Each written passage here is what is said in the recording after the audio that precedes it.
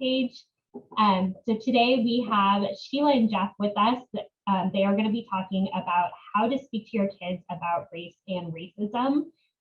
Sheila and Jeff advocate for diversity, equity, and inclusion and work towards building resilience in children. Dr. Modir is a pediatric psychologist at a children's hospital. She obtained a combined doctoral degree in clinical counseling and school psychology at the University of California, Santa Barbara. Her master's degree is in social welfare from UCLA. Dr. Modir has presented at conferences, spoken on podcasts, and published articles on the impact of racial trauma on mental health and risk and resilience factors. Jeff is a licensed marriage and family therapist and a manager of clinical product and service design for a mental health tech company. He has his master's in clinical psychology from Pepperdine University and was previously on the board of directors for the California Association of Marriage and Family Therapists. Together, they have advocated at the state and federal level for better mental health care policies, in addition to doing international work at the Red Cross Refugee Asylum in Belgium. They also consult on film and television productions, including for Disney and Freeform, to ensure that mental health is portrayed responsibly, and have been judges for the annual Sentinel Awards. They are happily married, living in Southern California, and enjoy spending weekends perfecting the recipe for chocolate chip cookies and finding fun places to hike. Ooh, that was a lot. Welcome. Wow. Thank you for reading all of that. Thank you, Ashley. Yeah, so I'll turn it over to you guys. For everyone who is an attendee, we will be using our Q&A and chat functions. So if you have questions, please add them to the Q&A or type them in the chat. I will be moderating both, and then we'll come back to as many questions as we can at the end. And I'll let you guys take it away. Awesome. Thank you so much. I'm going to share our slide deck. Let's see if it works. Is that up and running? Yes. Perfect. Thank you. Okay, so today we're going to cover how to talk to kids about race and racism. And we're excited to also share with you that we just released our book called The Proudest Color. We'll get into a bit later, but that covers this topic and is in and of itself a tool to facilitate these conversations with young children. So the reason we wanted to even present this today is that it really is never too early to start. We know that by 6 months, infants can actually notice differences in skin color and hair textures. By 2 years old, children will point out differences in skin color. And by 3, they're actually forming judgments about people based on racial differences. And even by 5 years old, children show many of the same racial attitudes that adults hold. So the key takeaway message here is not that children are inherently racist, not by any means. It's that they absorb what's happening environmentally for them. So they cue from what their parents are, how they interact, what they're saying, and what they're exposing the children to. And so we can actually leverage that as a way to teach kids about diversity and equity and teach them how to take pride in the racial background as well. So one thing to note for caregivers and parents going into these conversations is that, we want to make sure that you first checked in with yourself. It's a challenging conversation sometimes for many people to have. It can feel like, it just can feel very taboo. Sometimes we want to just pretend like if we don't bring it up as an issue, then maybe our child won't experience it as an issue. And instead, we do want to lean into this because, as we previously said, children do pick up on these things. But it's first important to kind of get grounded in yourself for a few reasons. One, you want to make sure that you feel ready to have the conversation if you have your own challenges around it. 2, your child really borrows, as they're developing their ability to regulate their emotions and understand challenging topics, they're borrowing your ability to do that. Dan Siegel is a psychiatrist, and he's done a lot of work on I'm forgetting the term now, but in any case, how children borrow their parents' prefrontal cortex to manage emotions and challenges that they face. So coming in grounded and recognizing what challenges you may have with this topic are helpful. Also, it can be important for yourself to know what the goal of the conversation is going in. So bearing in mind where you want to end up and what would kind of like success look like there. So you're not just kind of trailing on and on. Also, maybe even examine any internal biases you have and seek out resources first.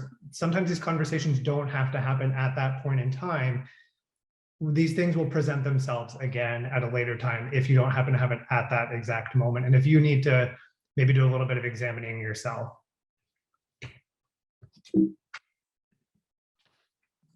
So starting this conversation, we wanted to provide parents a couple of key ways that they can open this conversation up with their kids. And we'll get into some of the specifics regarding different age ranges. But one way you can start this conversation, for example, is ask them, can you tell me the difference between what is fair and unfair? So a question like this is great because it doesn't speak to race necessarily right off the bat. So you can kind of open up the conversation in a way that a kid can understand, especially children really adhere to the concept of fair and unfair. If anyone has siblings. I'll talk about that too, so. Okay. And I'm excited about the topic, as you can tell.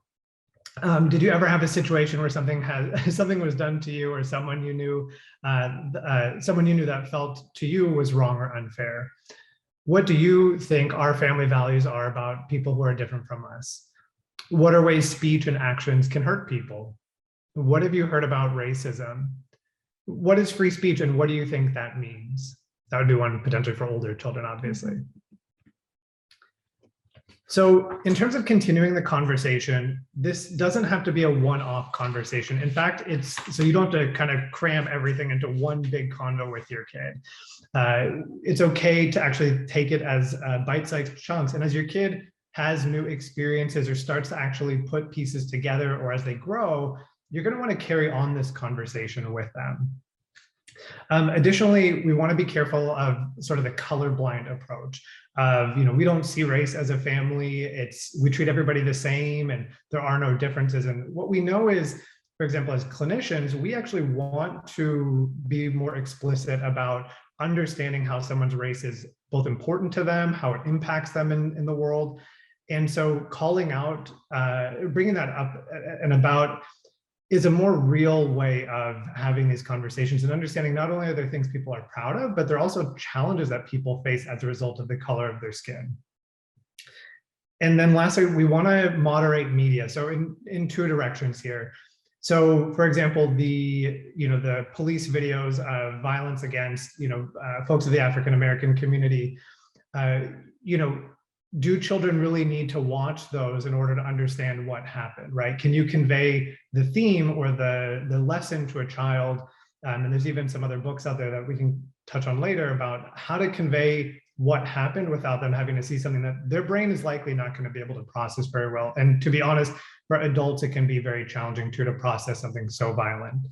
On the other side of it, modulating media stereotypes that can harm either people from the majority group in how they formulate ideas of groups of color, and vice versa, how groups of color might learn to see themselves or maybe question how they fit into society.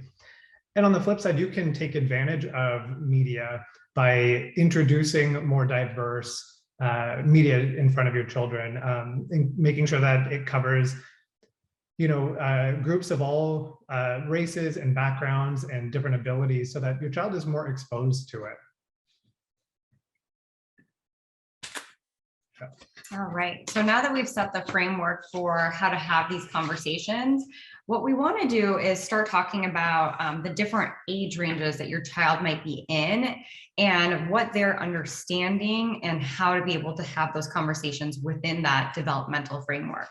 So when we're talking about a topic like race and racism, we want to use developmentally appropriate language, right? It's not a one size fits all approach. We have to make sure we're tailoring it because a child needs to fully comprehend a very big and meaningful topic. And psychologist Piaget identified stages in child cognitive development that we can help use to guide us in opening this dialogue with our children. So what Piaget found was that for 2 to 7-year-olds, they tend to watch and imitate other people's behavior. So this is a time that they're really picking up on cues of, how to behave and how to be able to navigate their world, and they're watching their parents and caregivers very closely.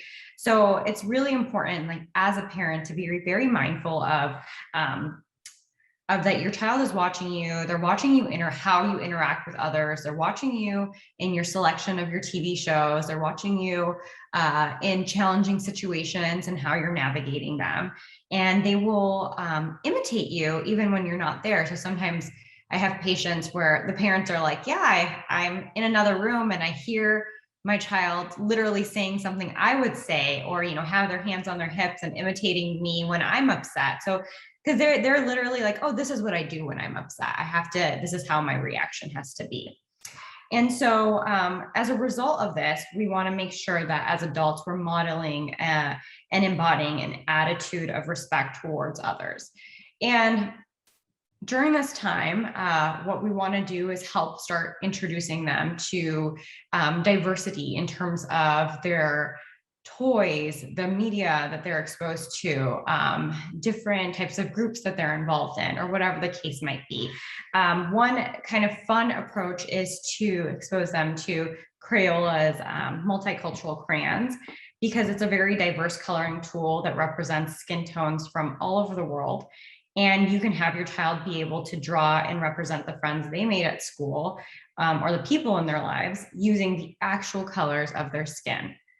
For children from communities of color, it's very validating to have their skin color represented. It also helps children to understand that there is more than just the black and brown crayons, but there's also colors that represent their friends and family in a wide range of tones and variations.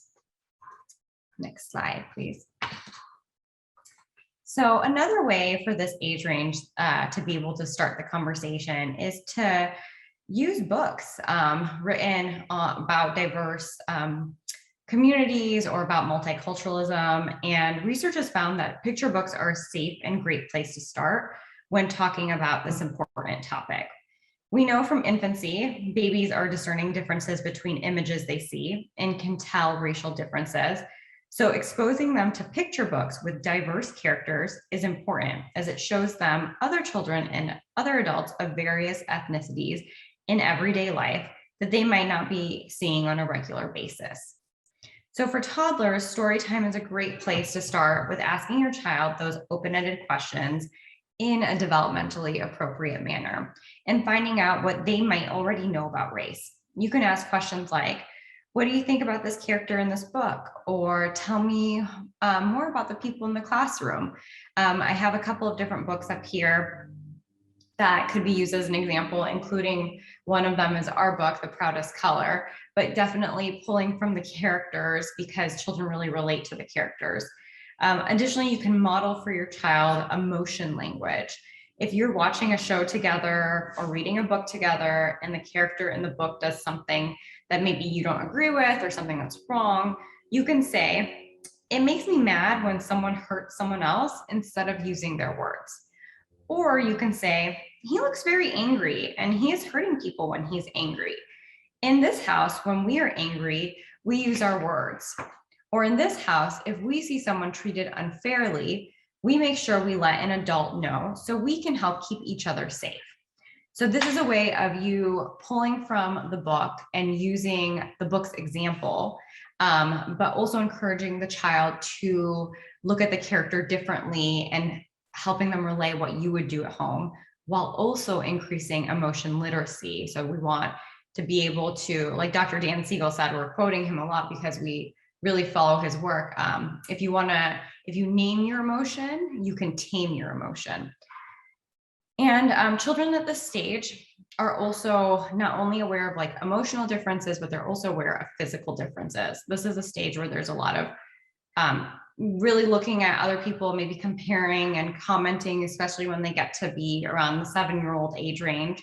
And Dr. Beverly Daniel Tatum has such a great TED Talk about how her 3-year-old child came home from school and asked if his skin is brown because he drank too much chocolate milk, because that's what another child in his class had told him. And she told her son that his skin was brown because he has something in his skin called melanin. And everyone has melanin, but in his classroom, he is the kid with the most melanin. And he was very excited about this because he had the most of something in his classroom, because kids really like to be able to be in that position. But really what she was worried about was, what about this other kid and this other kid's understanding of race, that this kid thinks that drinking chocolate milk is what determines the skin color, and what are the messages being communicated in the home, and how has this child picked up this message? So clearly children are thinking of and aware of racial differences, but if we don't talk to them about it, then they're going to come up with their own conclusions. So these are, again, some books that we are looking at that could be helpful in the process. There's a list that at the end I'll have of different books as well that you can look into, because right now we're at this great time where there's a lot of diverse children books. So definitely the list is pretty comprehensive. Another really great resource is Sesame Street. So if parents are having a hard time using or finding language or examples, and that's usually what parents kind of come talk to us about, it's like, how do I word it this way, or what do I say, and is this going to be a message that stays with them forever? And it's going to be an important message, but if you're having a hard time finding the right words, there's great resources online, and Sesame Street is one that's reliable, and they have videos, like, as you can see, let's talk about race, or what is racial literacy, talking about race, the lens, right? So there's so many different ways to talk about it and find the language. So I encourage you to access these resources. So as we get a little bit older, we want to make sure that we're addressing from a very young age as well the topic of Black Lives Matter, because that was a really big topic that happened. It's been over a year, but it's continuing to happen. There's racial injustices that occur, and we want to continue to be moving forward with that. So young children, just like Jeff had mentioned, don't need to understand or know the specific details of George Floyd's very violent murder to understand why people were angry, but you can ask them what they know and listen and acknowledge and validate their feelings, and then use very simple and direct language to explain.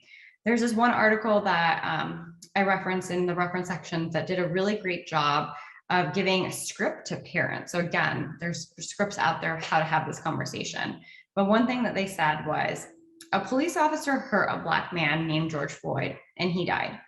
The protesters believe what happened was wrong. I think it was wrong too. In our family, we believe that everyone should be treated fairly. So as you can see, this is a very brief and developmentally appropriate description of what happened. So if you were trying to explain it to like a 4-year-old, it reassures a sense of safety. Children are now wondering, during this time, who will take care of me? For many Black families, this can be difficult to do given our time, because we understand with Black families that they're going through so many different things, and they're now having to have these conversations with, and they have always been having these conversations with their child about safety and police brutality. So they're also having to now navigate and reassure safety for their child in different ways as well. So we want to make sure that our messages always reassure a sense of safety for our children, because then they can stay with that anxiety of who's going to take care of me in a difficult situation. We want to reiterate that violence is not the answer, and we choose and why we want to choose to use words instead of using physical action. So instead of hitting people, we use our words to express our needs.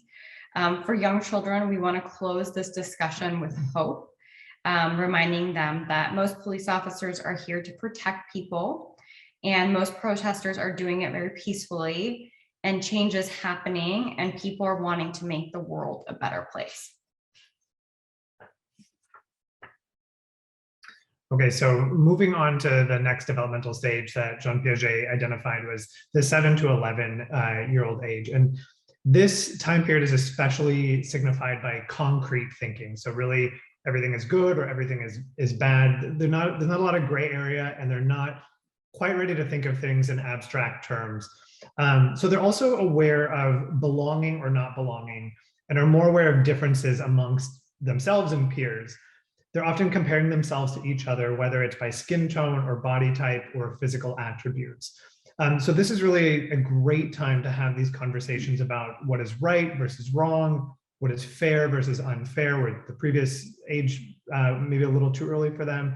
And then maybe even to bring in examples for them, like discussing US history and civil rights heroes and giving them some models for what to look up to as they're starting to do that kind of comparison of what can I be capable of, what are others capable of. So many of you have likely heard of this just brilliant experiment done, maybe it was following Martin Luther King's assassination. So it's been some time that Jane Elliott did. I'm going to share the brief version of this video with everybody in case you haven't seen it. Pause for the tech change. So hang on just a moment.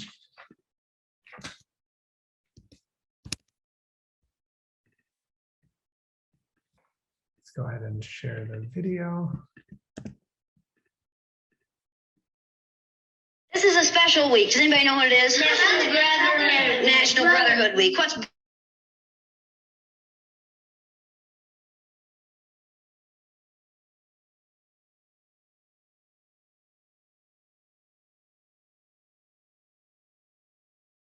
I realize I might not have shared the audio, so sorry about that. Let me try that one more time. Yeah, share sound. Share sound.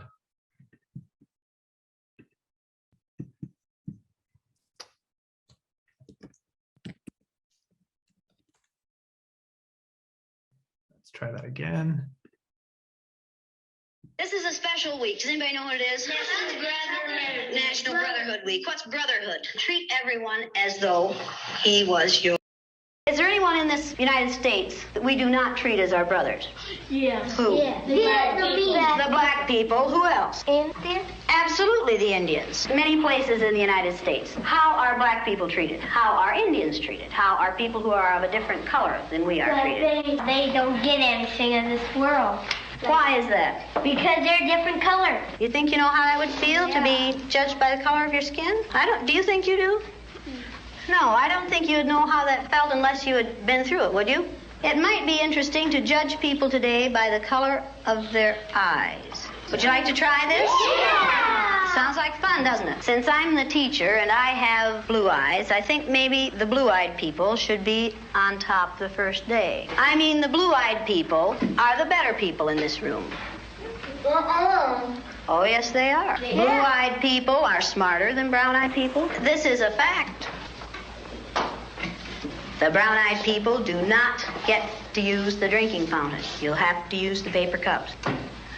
You brown-eyed people are not to play with the blue-eyed people on the playground. Well, the brown-eyed people in this room today are going to wear collars so that we can tell from a distance what color your eyes are. Ready, Laurie? Brown-eyed. She's a brown-eyed. You'll begin to notice today that we spend a great deal of time waiting for brown-eyed people. I don't see the yardstick, do you? It's coming over there. Hey, Mr. You better keep that on your desk. Let the brown-eyed people get out of hand. Oh, you think if the brown-eyed people get out of hand, that would be the thing to use?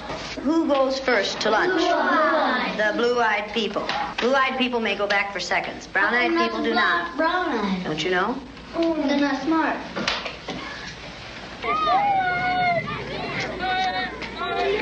And it seemed like when we were down on the bottom, everything bad was happening to us. The way they treated you, you felt like you didn't even want to try to do anything. It seemed like Mrs. Elliott was taking our best friends away from us. What happened at recess? Were two of you boys fighting? Russell called me names and I hit him in the gut. What did he call you? Brown eyes. They always call us that. They keep calling us brown eyes. What's wrong with being called brown-eyed? It means that we're stupider. I watched what had been marvelous, cooperative, wonderful, thoughtful children turn into nasty, vicious, discriminating, little third graders in a space of 15 minutes. Yesterday, I told you that brown-eyed people aren't as good as blue-eyed people. That wasn't true. I lied to you yesterday. The truth is that brown-eyed people are better than blue-eyed people. Russell, where are your glasses? I forgot them. You forgot them. And what color are your eyes? Blue. Susan Ginder has brown eyes. She didn't forget her glasses. Yeah. Russell Ring has blue eyes, and what about his glasses? He forgot them. He forgot them. Yesterday we were visiting, and Greg said, "Boy, I like to hit my little sister as hard as I can. That's fun." What does that tell you about blue-eyed people? They're naughty. The brown-eyed people may take off their collars, and each of you may put your collar on a blue-eyed person. The brown-eyed people get 5 extra minutes of recess. You blue-eyed people are not allowed to be on the playground equipment. You blue-eyed people are not to play with the brown-eyed people. Brown-eyed people are better than blue-eyed people. They're smarter than blue-eyed people. And if you don't believe it, look at Brian. I use Orton Gillingham Phonics. We use the card pack. The brown-eyed children were in the low class the first day, and it took them 5.5 minutes to get through the card pack.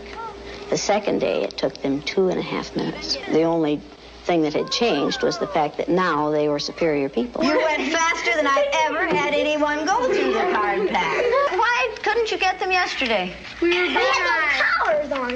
You think the collars kept you? just keep thinking about those collars. Oh, and you couldn't think as well with the collars on. 4 minutes and 18 seconds. How long did it take you yesterday? 3 minutes. 3 minutes. How long did it take you today? 4 minutes and 18 seconds. What happened? One down. What were you thinking of? This. I hate today. How do you do? I hate too. Because I'm blue-eyed. See, I am too. There's nothing, it's not funny, it's not fun, it's not pleasant. This is a filthy, nasty word called discrimination. We're treating people a certain way because they are different from the rest of us. Is that fair? No. Nothing fair about it. We didn't say this was going to be a fair day, did we? No. And it isn't. It's a horrid day. Okay, you ready? Okay, you ready? What did you people who are wearing blue collars now find out today? I know what they felt like yesterday. I did too. How did they feel yesterday? Down. Like a dog on a leash. Yeah. Like you're chaining them up into prison. Like you're shut up and you're throwing the key away. Should the color of some other person's eyes have anything to do with how you treat them? No. All right, then should the color of their skin? No. Should you judge people No. by the color of their skin? No. When you see a black man or an Indian or someone walking down the street, are you going to say, look at that silly looking thing? No. Does it make any difference whether their skin is black or white? No. Or yellow? No. Or red? No. Is that how you decide whether people are good or bad? No. Is that what makes people good or bad? No. Now you know a little bit more than you knew at the beginning of this week? Yes. Okay, now are you back? Yes. That feel better? Yes. Does the color of eyes that you have make any difference in the kind of person you are? No, Mrs. Valley.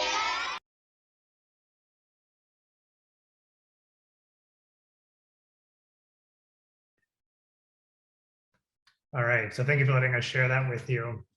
So Jane Elliott conducted this experiment in the 60s following Martin Luther King's assassination and continued throughout her life to fight for just very important conversations around race and racism, recognizing that, especially something she said recently was that, you know, it kind of comes and goes in waves and we need to continue to have this conversation. And the best time to do it is with children, to make sure that it doesn't drop off until the next, you know, big social event happens again. But the key takeaways from the video really are about how it demonstrated how at least what I took away was being treated as a lesser group can really impact you in other areas, including academic performance, which is why we emphasize the importance of having conversations with children early and using tools like racial socialization that we'll get into in a moment that buffers against the effects of racism. But it also showed that we teach and reinforce prejudice in children, and that we can also, on the flip side, teach them equality and anti-racism. So being able to call it out, as we see, if you are so interested, you can watch the extended version of this experiment on YouTube, where she actually brings in the children as adults and they interview them and find out how that impacted their life going forward. So Teach Like This is explicitly engaging in an anti-racist way and teaching those messages to predominantly white children in that class. So children think and learn in concrete ways in this age. And so also experiential learning is just a very powerful thing at this age.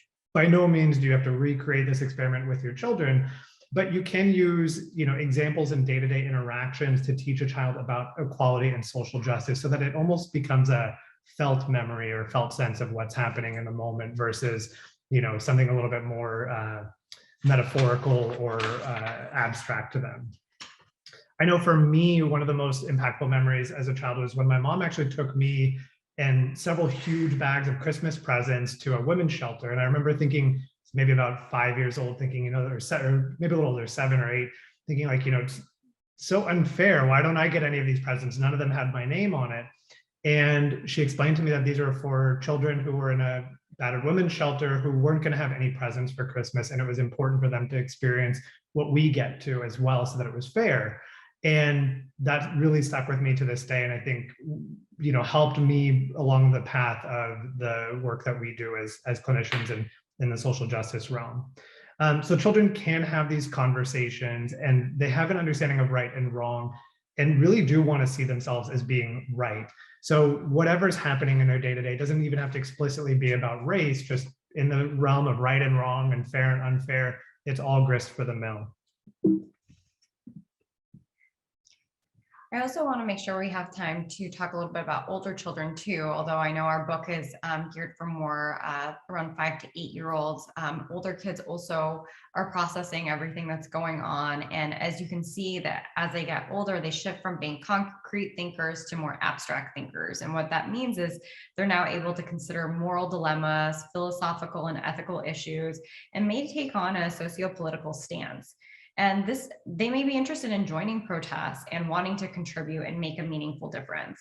And you can take younger children to protests too, but with adolescents, finding shared ways to contribute to a movement is important, and also is an opportunity for you to model to your teen how to respond appropriately and effectively when incidences of injustice occur. And then you can engage them in deeper conversations and ask them questions like, how can we make sure that deaths like George Floyd's don't happen? If you were in charge of a city and people were outraged and protesting, what would you do? If you were at a peaceful demonstration and some people started breaking things, what might you do? It is always important to model your feelings for your child, no matter what age or cognitive stage they're in. But at this stage, we want to make sure that we are being open and genuine and authentic by saying things like, I don't even know what to say about everything that is happening, and I feel so awful about it. But I am hopeful that the work we are doing today can make a difference. So being able to admit that you don't have a response, or it's hard to kind of process an emotion, is a good modeling for older teens, or for teens to be able to understand that emotions are complex and you can have multiple of them, and parents might not have the answer to what's going on right now, but you're working together to figure things out. So like Jeff mentioned, we're going to talk a little bit about racial socialization, and the book that we wrote is really based in this concept as well. It was part of my master's thesis in graduate school, and Dr. Hughes is a researcher that did a really great job studying this topic across various racial groups. And we did cite her in our in one of the pages where we kind of talk, like our note for parents and caregivers. So if you're interested in reading her scholarly work, one of them is referenced there. But what really came out with this research was that racial socialization basically is how parents transmit or communicate messages of race and racism to their child And what is the impact on coping and mental health, which is often the two things that parents are wondering, you know, what is my conversation going to do to my child? What could this mean? And there's three things that came out of this research. One was that there's three different ways parents tend to communicate. First is some parents tend to prepare their child for racial bias. And that would mean letting the child know, hey, we are living in a world where racism can occur and you might experience this discrimination, and this is how you can cope with it. So as you can see, a little bit of that was brought up in our book when, not preemptively, but after Zahra experiences discrimination, her parents do say, you know, there are people that might discriminate against you because of your skin tone. The next way that parents communicate is a concept called cultural socialization. And that is when parents instill messages of cultural pride in their child, whether it's exposures through famous people or celebrities or historical figures in their culture, whether it's cultural traditions or holidays, like you can see in some of these images, whatever it is that really ties them to their culture. And what that basically means is that when they experience discrimination, there is that cultural pride can serve as a buffer for negative mental health symptoms later on, so that they can reflect and say, okay, you don't like my brown skin tone. Well, like, I'm actually really connected to my culture, and I know, like, I feel like my president was, you know, the same skin tone as me, Barack Obama, or, you know, the current vice president is the same skin tone as me, or, you know, I'm going to be going this Friday and celebrating a cultural tradition, and I'm going to be surrounded by people that look like me. So these are ways that can act as a buffer for the child when they experience discrimination. So those two methods were found to be positive in terms of communication and had positive impacts on the child's mental health and served as coping, because they were helping the child prepare and also instilling pride. And that's what we really tried to have our book be about, was the marriage of those two concepts for children. And there really wasn't a book like that out there when we were both looking during that time for our patients on how to talk about this topic, because during that socio-political time, there was just so much emphasis on race. And even my young patients from the Latinx community were worried about deportation and other people reporting them because of the way they looked or their skin tone, and they would bring that up in our session. So really trying to find something that could help build resilience was important to us as clinicians. The third method of communicating that Dr. Hughes found was something called promoting mistrust. So that basically means parents that promoted, like, don't trust this culture, don't trust that culture, they're going to be, they'll do this negative thing to you later on, was actually ended up having a negative effect, because they weren't teaching any sort of coping skill or instilling any sort of pride. Instead, they were putting a lot of fear in the child without any sort of additional way of managing that fear. So it's important to prepare your child for bias and be honest about groups that might discriminate against them, but it demonstrated that you do need to couple that up with something else to help the child cope.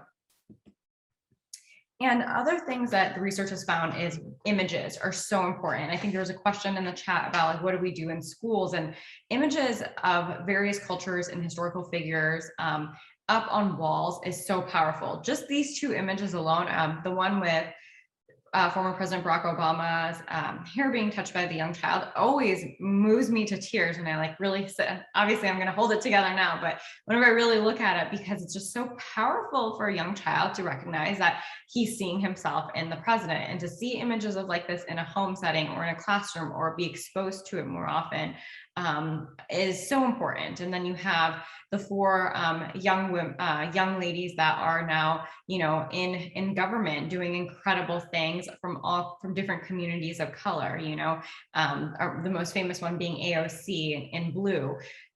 So I think that these images are very powerful for children to be able to see and be exposed to and get to know these figures. And actually, one of the great things about our book has been that there's some people in the book that may not be as well known, but just as equally as important as the other figures. But the feedback we're getting is like, my child is asking Siri or asking Alexa or Googling, who are these people? Like, who is, whoever one of the Zaha Hadid, if they don't know who that person is. And so then they're learning about these people, and maybe it's someone that they'll relate to and be able to look up to. So it is important to have that and expose your child to that.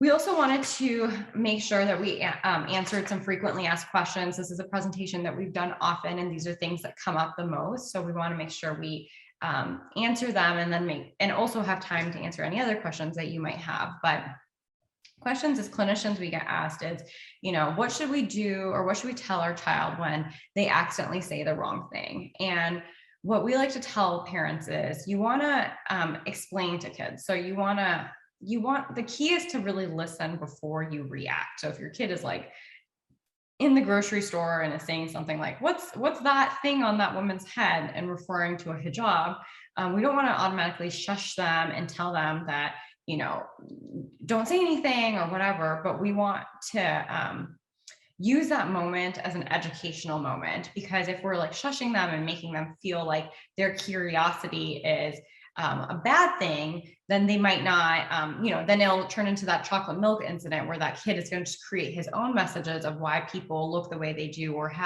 wear a scarf because of whatever in this child's mind he's created. So you can use it as an educational moment. You can help explain to the child exactly what is going on.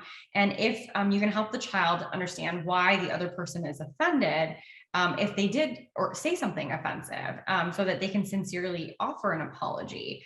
And you can say, you can say something like, you can help the child say like, oh, I'm so sorry, I didn't mean to offend you. What can I do to ensure that I'm not making this mistake again?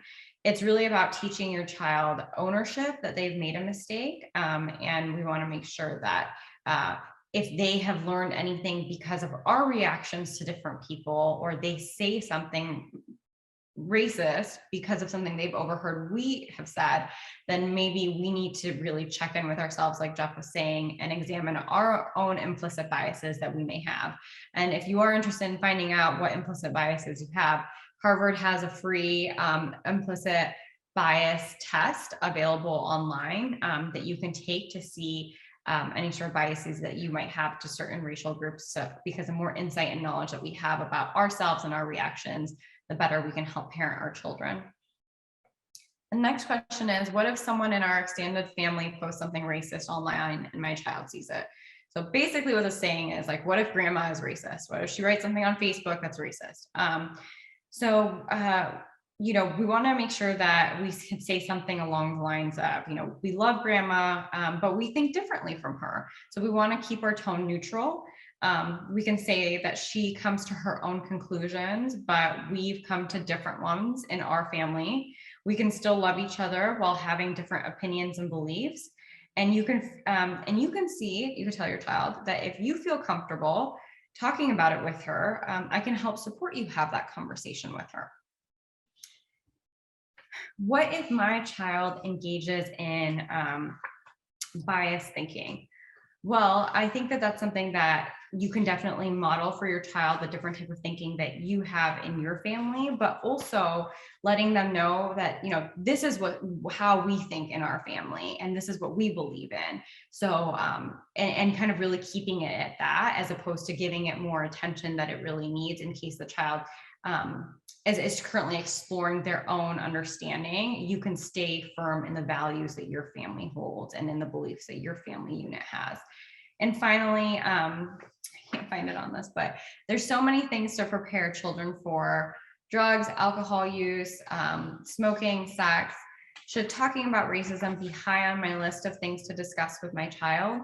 And the answer is yes. And why? Because we want to build a world where people are kind to each other, and that it's a just world. And if we want that for our kids, we want to have kids that are kind.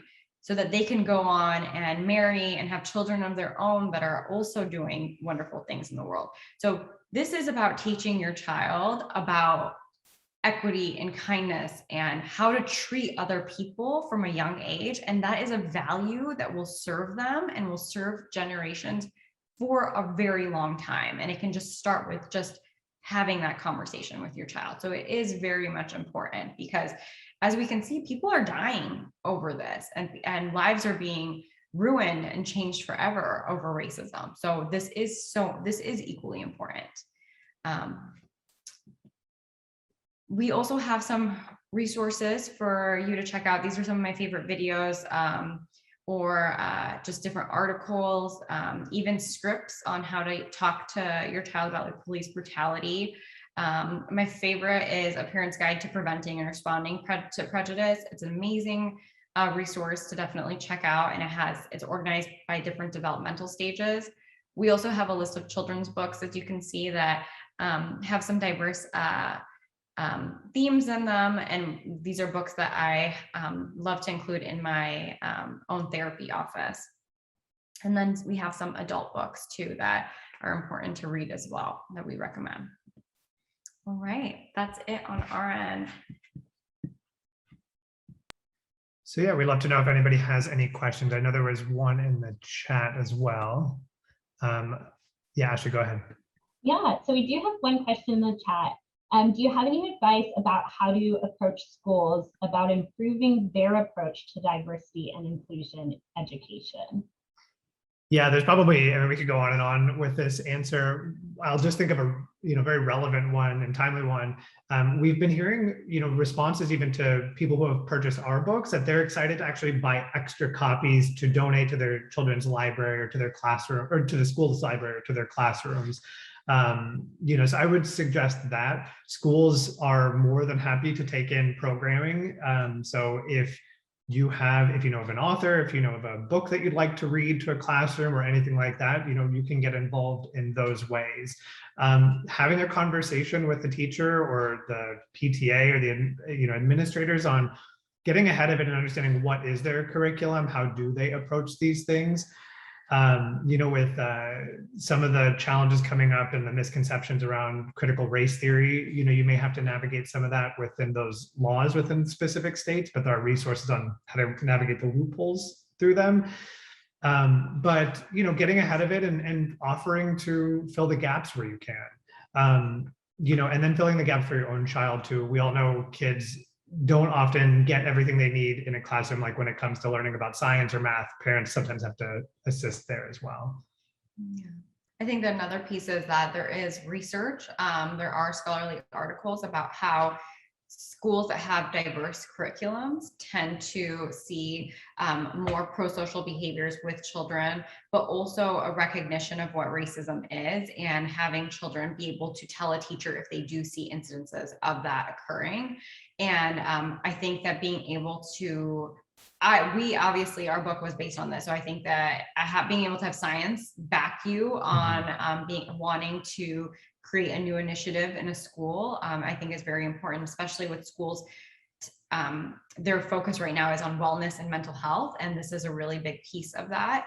Our Surgeon General in California just came out and talked about how discrimination and racism is a form of trauma for children, and can elicit toxic stress in their body, which leads to mental and physical consequences. And so California is recognizing that, and that's being assessed in pediatric offices. So as you can see, we are moving towards that direction. So these are all things if this is a conversation you want to have with a school, I think you do have a lot of good material to be able to pull from. Yeah, I think we also had a few questions asked before the webinar. You have covered most of them in your presentation. One that did come up that you touched on a little bit here was a question about critical race theory. Just trying to figure out who to trust, what it really means, and how parents should feel about it. It's a great question. Yeah, I'd love to take this one. So I think it's first and foremost really important to separate truth from fiction when it comes to critical race theory. You have to go to your trusted resources. The NAACP Legal Defense Fund has a great site on that explains critical race theory, why it's coming up now, what's fact from fiction. There's also a website specific to educators, but I think as parents, I found it to be a helpful resource called Learning for Justice. It was actually originally an organization started by the Southern Poverty Law Center, and even gets into, like I mentioned, those 22 states that have passed laws about critical race theory education and how to kind of navigate those loopholes. But at its core, critical race theory is it's an educational framework that identifies the legal and systemic structures that continue to subjugate people and communities of color even after the civil rights era. And there's a great, if you want to kind of get even deeper into it, PBS NewsHour has done a great grouping of even brief videos on critical race theory. I think the next question to really ask is, why has this become a hot button issue right now? It's not a new concept. It's been around since the 70s. And what's important here is to know that it's being co-opted really for political means that are designed to play on long-standing fears and insecurities about becoming more diverse and equal. And it's having a real world, we're seeing a lot of real world negative consequences, whether it's hardening of positions in certain groups. We're seeing book bannings like we saw in Pennsylvania. So back to the educator, or what you can do in schools, be loud and proud, protest, get the word out. And that book ban actually got reversed. And also we're seeing a reversal of education policy and practices. Just to go on a little bit more about this, because I think it is such an important question and topic, and there's just so much misinformation out there. We know that children are generally more open to learning about race and racism, but it's the parents who've actually taken it upon themselves to have this fight. There's a lot of conflict or challenging conversations happening around coronavirus and the political climate and race and racism. And it seems to have been co-opted to kind of push that. But when we interview children, we find they actually are okay learning about diversity and the systemic challenges that face communities. I think also, why we struggle with this and why communities are struggling with the concept of even identifying that we have these systemic issues, that as a nation, we generally like to attach to a fantasy about our history as a colonizing presence that's enslaved humans and who continues to subjugate people of color. By acknowledging that, it would mean that what we've gotten so far is ill-gotten and that maybe we didn't deserve it. So we do what humans do, which is to avoid discomfort, pain, and shame by distracting ourselves, blaming others, and so on. And so that's kind of what we're seeing. It's how do we kind of like bury this topic and not have to face what we know. So that I could go on and on. I'm pretty passionate about the topic because it is very disconcerting to see something like this really co-opted in this way.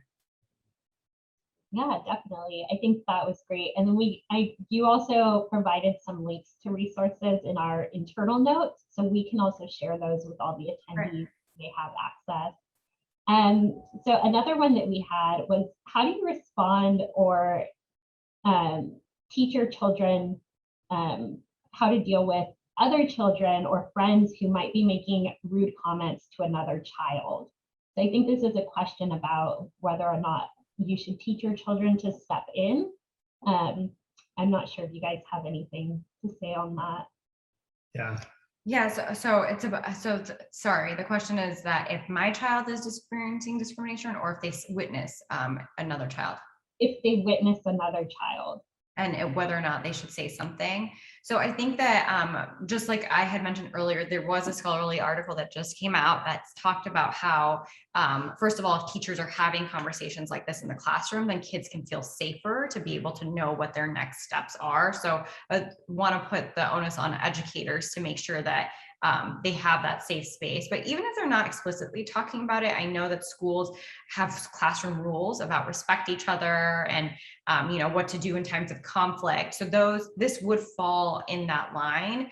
And if a child feels safe enough in a classroom setting to be able to tell a teacher what they saw, I think that would be the best navigation of that in the time, if this is occurring at school, and if it's not happening at school, to let another trusted adult know exactly what's going on is really important. I mean, I grew up in a very small town. I was, I think I was the only person of color in my school. And it was really hard to navigate something like that, and to also,